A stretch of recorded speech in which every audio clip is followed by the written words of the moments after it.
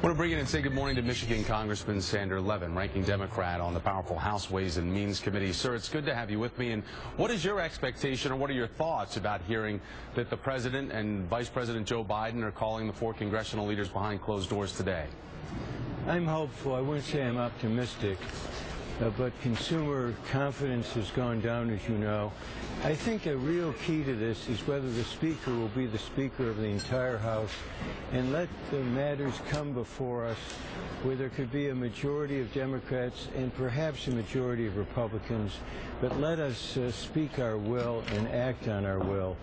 That's really one of the keys. I think if the Senate bill or what was in it were brought before the House, keeping the middle-class tax cuts, but not those for the upper income, and also making sure the alternative minimum tax did not go into effect for millions, I think it would pass with a majority, a coalition of Democrats and Republicans, and I think the same could be true of unemployment insurance.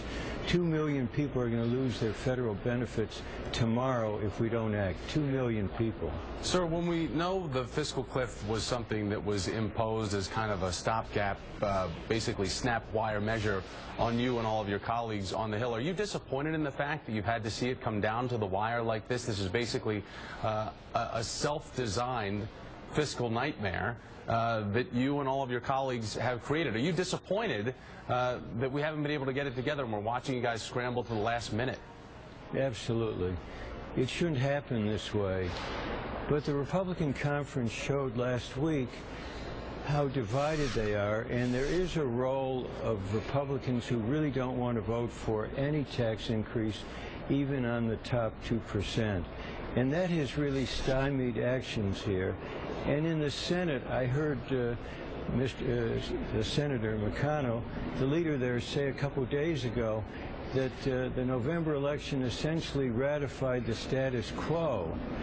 That isn't true. The President was out there clearly saying there should be a continuation of the middle-class tax cuts, but not for the upper 2%, adding unemployment insurance.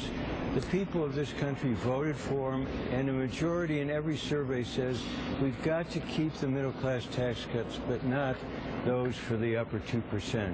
So essentially, there's a stymie here. There's a blockade by Republicans who really don't want anything to happen that relates to tax rates. Sir, you said you're disappointed, and the Huffington Post is out with this new piece on congressional productivity, and we always hear the phrase the do-nothing Congress. It refers back to the 1940s.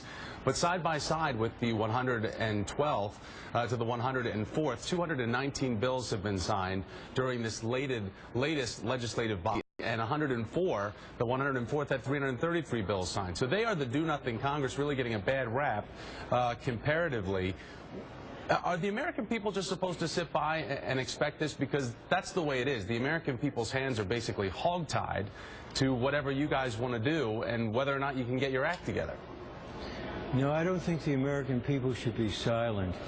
For example, on unemployment insurance, we've talked to a lot of people who are going to lose their benefits. It's bad for the families, and it's bad for our nation's economy. And if you talk to the people of this country about middle-class tax cuts and those for the upper 2%, they're overwhelming. Keep it for us, but for the upper 2% who have done, on average, very well, let it go. So I'm more than frustrated, I'm more than disappointed, and I think the people of this country really in the next few days need to pick up the phones and call their member of Congress. Let's hear from them. We just cannot continue to be stymied by, I think, a party that has been radicalized. The Republican conference is a very different place than I knew 10, 20 years ago as a member of the Ways and Means Committee, when we could get together and get things done. It's very difficult to do it now. The President's meeting with the leaders. I hope we can move off of dead center. Yeah, modern times don't mean modern leadership. Congressman Senator Levin from Michigan. Sir, thanks for your time. I really appreciate it. I want to say good morning to our political power panel.